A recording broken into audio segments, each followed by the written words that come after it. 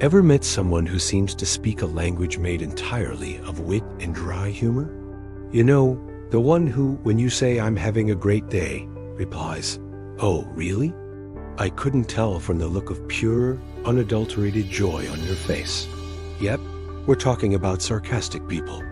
Sarcasm is often called the lowest form of wit, but is it really that simple? Or is there a complex, fascinating mind behind those eye rolls and deadpan deliveries? Today, we're diving deep into the psychology of a sarcastic person. What makes them tick? Is it a defense mechanism, a sign of intelligence, or something else entirely? Stick around, because you might just see yourself or your most sarcastic friend in a whole new light. So, what's really going on in the brain of a sarcastic person? Well, neuroscience tells us it's quite a workout. To understand or deliver a sarcastic comment, your brain has to do some serious mental gymnastics. First, you have to process the literal meaning of the words. Then, you have to detect the contradiction between that literal meaning and the context, the tone of voice, the facial expression, the situation itself. Finally, you have to figure out the speaker's true, intended meaning. This whole process happens in a split second. It involves multiple parts of the brain, including the frontal lobes and the right hemisphere, which are crucial for understanding social cues and abstract language. It's a complex cognitive skill.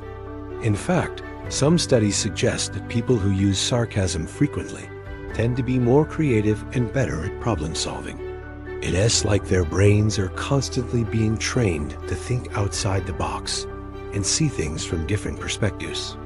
So the next time someone hits you with a sarcastic zinger, just remember, you're witnessing a high-level cognitive function in action. It's not just being snarky, it's being smart. Now, let's talk about the emotional side of sarcasm. Why do people use it? Is it always mean-spirited? Not at all. Sarcasm is a multi-tool of communication. One of the primary reasons people use it is as a defense mechanism. Imagine you're feeling insecure or vulnerable. Making a sarcastic joke can be a way to deflect attention from your true feelings, creating a kind of humorous armor. It's a way to say, "I'm uncomfortable, but I'm going to handle it with wit instead of showing my weakness." It can also be a powerful coping mechanism for dealing with difficult or frustrating situations.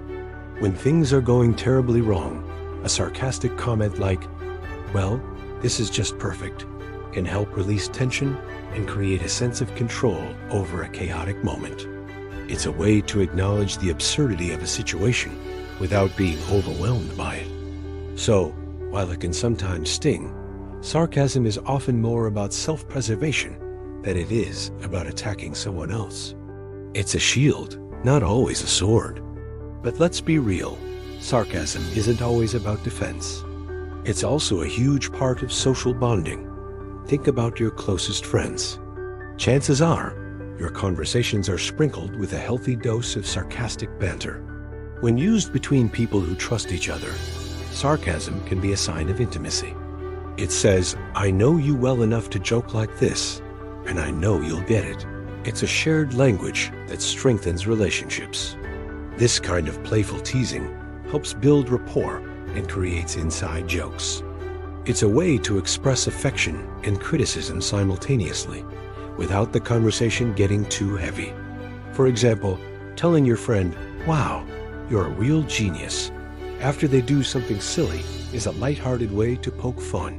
The key here is trust and context. The same comment directed at a stranger could be incredibly offensive. But between friends, it's a testament to the strength and security of their bond. It's a weird, backwards way of saying, "I like you." Of course, we can't ignore the darker side of sarcasm.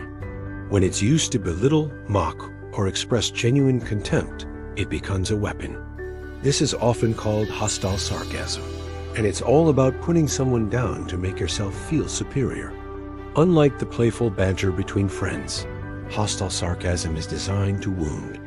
The person using it might be masking their own anger, frustration, or insecurity, but they're projecting it outward in a hurtful way. It creates distance and erodes trust. The problem is, The line between playful and hostile can be blurry.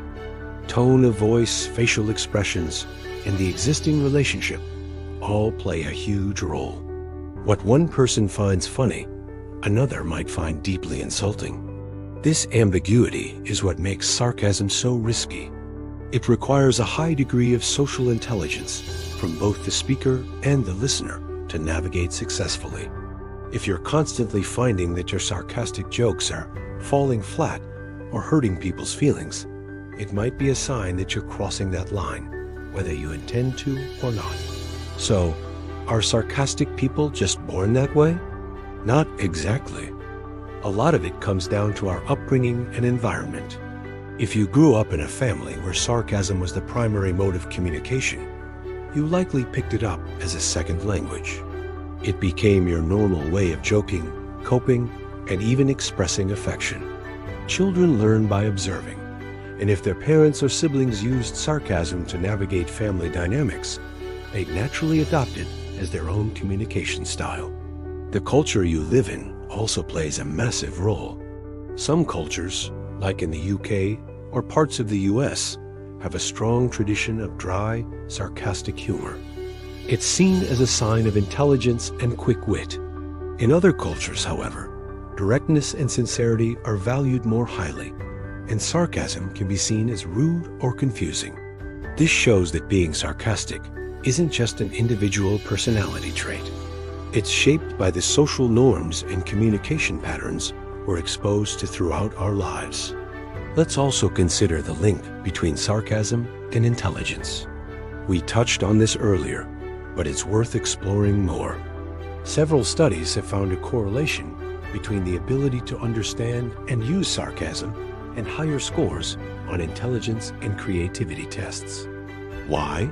Because, as we discussed, sarcasm requires abstract thinking.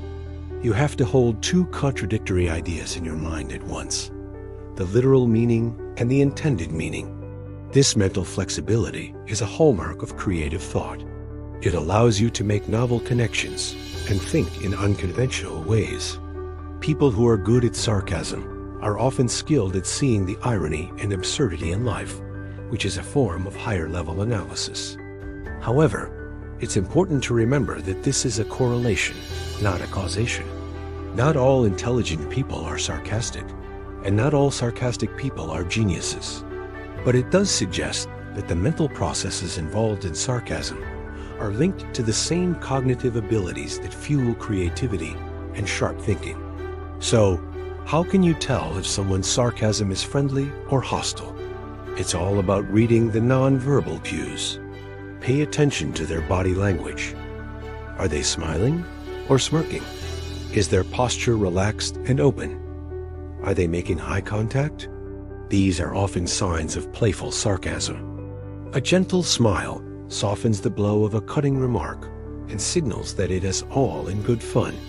On the other hand, a sneer, a condescending tone of voice, crossed arms, or avoiding eye contact can indicate hostility. The context of their relationship is also crucial. A sarcastic comment from a close friend you banter with all the time is very different from the same comment from a boss or a new acquaintance. If you're ever in doubt, it's okay to ask for clarification. Something simple like, "Are you being serious right now?" can clear up any confusion and prevent hurt feelings. Learning to decode sarcasm is a social skill in itself. In the end, the sarcastic person is a complex character. They are often intelligent, creative, and quick-witted individuals who use humor as a shield, a social tool, and sometimes a weapon. Their minds are constantly working, decoding social situations and crafting clever responses.